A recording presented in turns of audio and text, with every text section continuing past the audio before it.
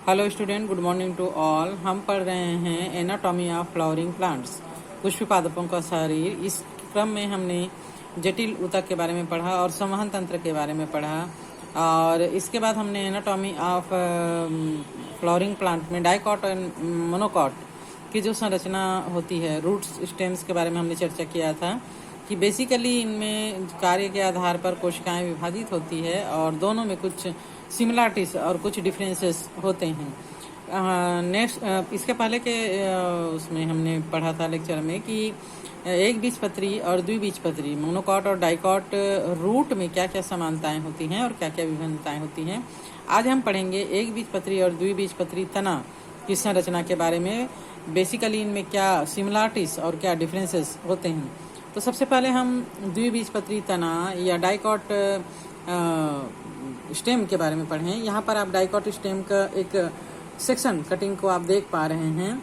सबसे बाहर में डाइकॉट स्टेम की जो बाहर की जो त्वचा होती है, बाह्य त्वचा, इसमें ये चिकना भी हो सकता है, खुरदुरा भी हो सकता है, इसमें रोम्स हो सकते हैं, कांटे हो सकते हैं। अगर ये रोम है तो इस प्रकार इनमें छोटे छोटे रोम लगे हुए होते हैं, है ना। इसके बाद सबसे बाहर का जो लेयर होता है वह बाह्य त्वचा या एपिडर्मिस कहलाता है। एपिडर्मिस के अंदर का जो भाग है, जो किसी भी तने को आप छिलका जब निकालो तो इसमें एक गुदा सा दिखाई देता है, मोटा सा थिक लेयर दिखाई देता है, जो कॉर्टिकल रीजन होता है, कॉर्टेक्स होता है। और इसे हिंदी में वलकुट कहा जाता है। सॉरी।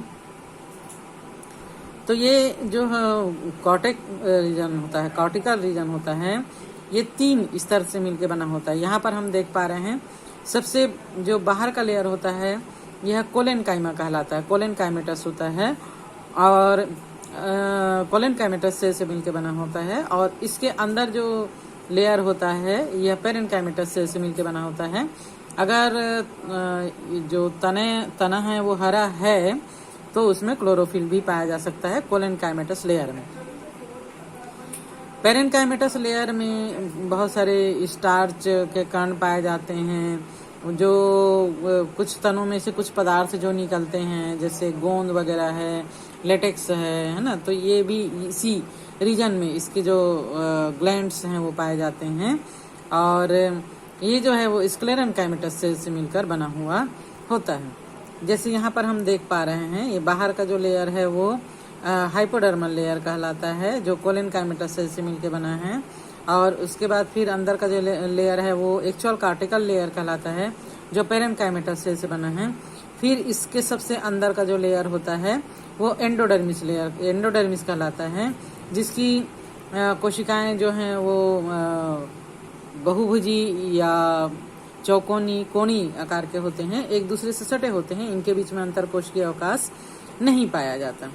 और इसके अंदर का जो रीजन होता है ये वास्कुलर रीजन होता है, जिसमें जाइलम और फ्लोएम यहाँ पर हम देख पा रहे हैं, है ना। ये जाइलम और फ्लोएम जो है वो एक ही त्रिज्या पर स्थित हैं। तो इस प्रकार का जो वास्कुलर बंडल होता है वो संयुक्त वास्कुलर बंडल कहलाता है, जिसमें जाइलम और फ्लोएम एक ही त्रिज्या पर जुड़े हुए होते हैं।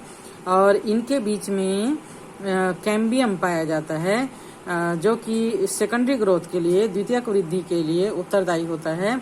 तो इस प्रकार का वास्कुलर बंडल खुला वास्कुलर बंडल कहलाता है, संयुक्त और खुला, है ना।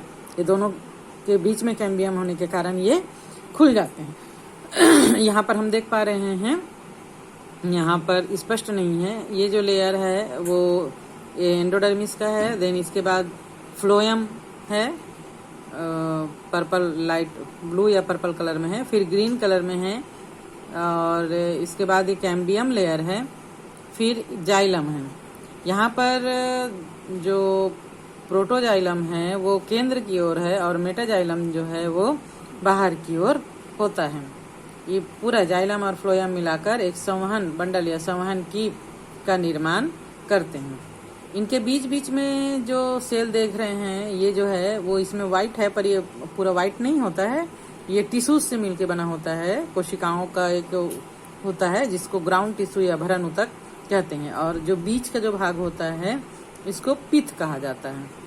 तो द्विबीजपत्री तने में पीठ जो है वो पूर्ण विकसित होता है। इनको मज्जा किरणें कहा जाता है। बीज का जो दिख रहा है ना, रेस के समान दिखाई दे रही है, ये जो है वो मज्जा किरणें कहलाती हैं। इसी प्रकार यहाँ पर अगर हम एक बीजपत्री तने की बात करें तो इसमें सबसे जो बाहर का लेयर होता है वह बाह्य त्वचा या एपिडर्मिस कहलाता है, और उसके नीचे यहाँ पर हम देख पा रहे हैं हाइपोडर्मल लेयर होता है। हाइपोडर्मल के बाद का जो अंदर का होता है वह पूरा भरण ऊतक होता है, ग्राउंड टिश्यू होता है। जैसे कि द्विबीजपत्री में एक ग्राउंड हम देख रहे हैं, ऐसा एक बीजपत्री में नहीं है ना। और इसके अंदर एंडोडर्मिस के अंदर यहाँ पर जाइलम और फ्लोएम यानी वास्कुलर बंडल है, पर यहाँ पर इस प्रकार की कोई संरचना नहीं है। इस प्रकार वास्कुलर बंडल जो है वो पूरे ग्राउंड टिश्यू में बिखरे हुए होते हैं इसमें, और ये जो है मतलब इसमें एंडोडर्मिस लेयर नहीं होता। पूरी जगह जो है वो भरण ऊतक या ग्राउंड टिश्यू जो है वो वल्कुट कार्टेक्स फैला हुआ होता है, इसमें वास्कुलर बंडल होता है। ये वास्कुलर बंडल हम यहाँ पर देख पा रहे हैं स्पष्ट रूप से। इसमें केंद्र की ओर जाइलम और बाहर की ओर फ्लोएम होता है, और ये जो वास्कुलर बंडल होता है एक विशिष्ट प्रकार की कोशिकाओं से चारों तरफ से घिरा रहता है। जैसे यहाँ हम देख रहे हैं, इसको बंडल शीथ कहा जाता है। और इस प्रकार इसमें जो केंद्र की ओर जो वास्कुलर बंडल होते हैं वो पुराने होते हैं। परिधि संवहन बंडल,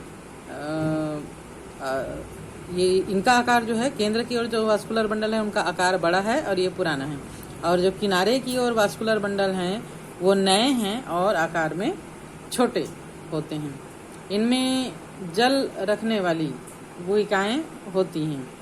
तो इस प्रकार अगर हम दोनों को कंपेयर करें एक बीजपत्री द्विबीजपत्री तने में, तो एक बीजपत्री तना का जो एपिडर्मल लेयर है इसमें रोम हम नहीं देख पा रहे हैं। इसमें बहुकोश की रोम पाए जाते हैं। इसमें जो कार्टिकल लीजन है वो 3 भागों में बटा हुआ है, हाइपोडर्मल और वल्कुट या कार्टेक्स और एंडोडर्मिस में। इसमें केवल हाइपोडर्मिस लेयर पाया जाता है और पूरा ग्राउंड टिश्यू पाया जाता है। इसमें वास्कुलर बंडल जो है वो एक निश्चित क्रम में विन्यसित है, जो संयुक्त है जाइलम और फ्लोएम और खुले प्रकार का है। इसमें कैम्बियम नहीं पाया जा रहा है जाइलम और फ्लोएम के बीच में। इस प्रकार ये जो है वो बंद प्रकार के वास्कुलर बंडल हैं और इसमें पूरे में बिखरे हुए हैं। केंद्र में बड़े वास्कुलर बंडल और परिधि की ओर छोटे वास्कुलर बंडल हैं। तो इस प्रकार हम कंपेयर करके पढ़ सकते हैं। और नेक्स्ट डे हम पृष्ठाधारी या द्विबीजपत्री और एक बीजपत्री पत्तियों की संरचना के बारे में पढ़ेंगे।